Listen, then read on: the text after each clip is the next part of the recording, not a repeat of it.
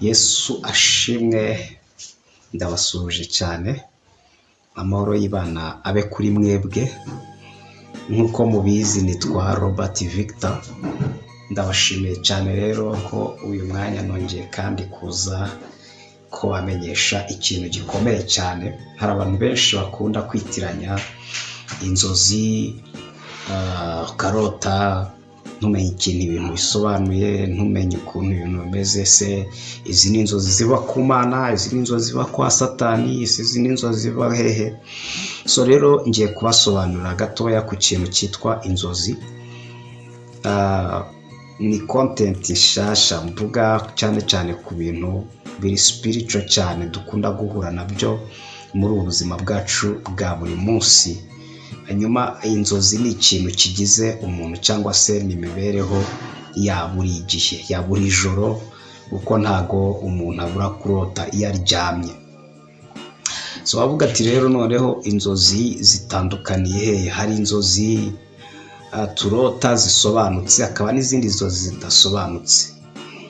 So rero zose zituruka ku mwuka, ariko kandi ku myuka itandukanye.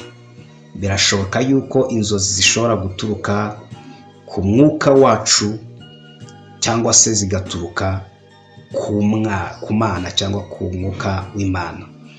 So twagiye tubona kuva na kera muri Bibiliya hagaragaramo ibintu bigendanye no kurota.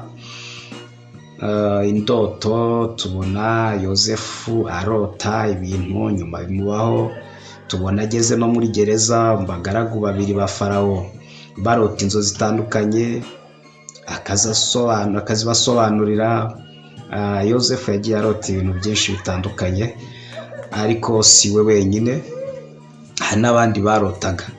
So ariko ugasanga ni message y'ubuhanuzi, ni message ifite ikintu ivuze kigaragara ndetse gifatika byatuma ubuzima bwe buhinduka. Hari igihe yigeze kurota ngo yagiye gusenya, arangije ari kumwe n'abakuru be bose ngo barasenya, barangije gusenya ngo bahambira inkwi, barazihagarika bose, hanyuma imiba yabiragwa, ariko usigara uhagaze. Abibabwiye bamugirira ishyari, nuko bashaka kumwica, kugeza aho bamujugunya ahantu.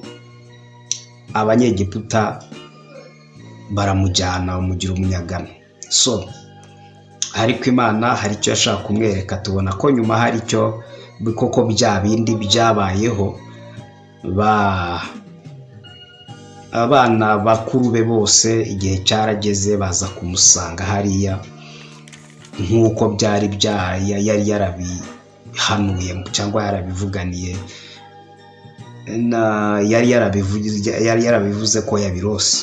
So rero niba ari uko nguko bimeze, ubuzima bw'inzozi n'ubuzima bwo kubahwa, ariko bamwe bashobora kubikiriramo, abandi bakabipfiramo, kuko habamo ibintu byinshi bitandukanye umuntu wese atapfa kwisukira. Harimo ibiteye ubwoba, harimo n'ibishimishije. Haleluya. So rero niba ari uko nguko ibintu byifashe, mu by'ukuri dukeneye ikintu gikomeye cyane cyo gusobanukirwa inzozi mu buryo burambuye. Yes. Rero ngiye gusobanurira gatoya ku nzozi. Hari inzozi zituruka, inzozi z'amoko abiri. Hari inzozi zituruka ku ijwi ryacu cyangwa se ku mwuka wacu. So izo nzozi rero zituruka ku mwuka wacu, dore ngizi ukuntu ziba zimeze. Akenshi ubuzima tubamo buri munsi, cyangwa se intekerezo tugira buri munsi, ibitekerezo byacu bya buri munsi, ibyo twirirwamo buri munsi, hari igihe turyama bikongera bikagaruka. So ibyanditswe biravuga ngo tujye twirinda uko twumva, kandi ngo turinde intekerezo zacu kurusha ibintu byose birindwa, kuko ngo iby'ubuzima ariho bikomoka. Mu yandi magambo, iby'ubuzima dukeneye cyangwa ubuzima dukeneye buba mu ntekerezo, cyangwa se buba mu buzima bw'imbere muri twebwe, apana hano hanze. so nubwo hano hanze dushobora gukoresha amaboko tugakoresha ubwenge, ariko hari ikindi gice cyo muri twebwe kibikamo intekerezo cyangwa se kibikamo buri kimwe cyose dushobora kuba turi bwirirwe tureba twumva uwo munsi. Ibyo gice rero nicyo kintu kiba gikwiriye kurindwa, kuko n'iby'ubuzima niho ngo bikomoka. Ikintu rero gikomeye cyane nuko umuntu iyo yiriwe mu bintu biteye ubwoba, iyo abibamo muri iyo minsi, ahora abitekereza, ahora abiganiraho, ahora abireba, iyo aryamye biragaruka. So hari igihe noneho bigaruka bigidaborinze cyane ubwonko, kuko biba byapanuwe cyane, ugasanga bya bintu biragarutse, noneho ni ibintu bije kugukura umutima. Ariko ibyo bintu ni wowe uba wabibitse muri wema imbere, kuko bifite amakuru twumva buri munsi, afite aho yibika, ibyo tuvuga bifite aho byibika, ibyo duhora twitegereza bifite aho byibika. So rero niba ukunda kuba mu bintu biteye ubwoba muri iyo minsi, nuryama bizakugarukira. Ushaka kurota wapfuye kuko umaze iminsi wumva inkuru z'abapfa, cyangwa se ukarota runaka yapfuye. Ushaka kurota intambara yabaye bakwirukankana kuko umaze igihe wumva amakuru y'intambara.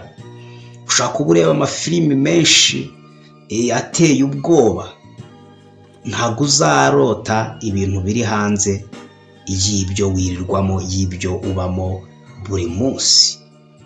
So rero hari igihe urota ibintu, ukarota wenda bakwirukankana byakunaniye, ibindi n'ibindi, rimwe na rimwe nyine bakakwica cyangwa se bakagukora ibintu bitandukanye, cyangwa se ukabaho wabyuka ugasanga